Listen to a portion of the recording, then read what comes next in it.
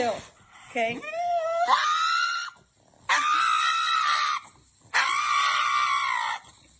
Между нами уля-ля, уля-уля, уля-ля. Эй, бомбица, уля-ля, мамасита.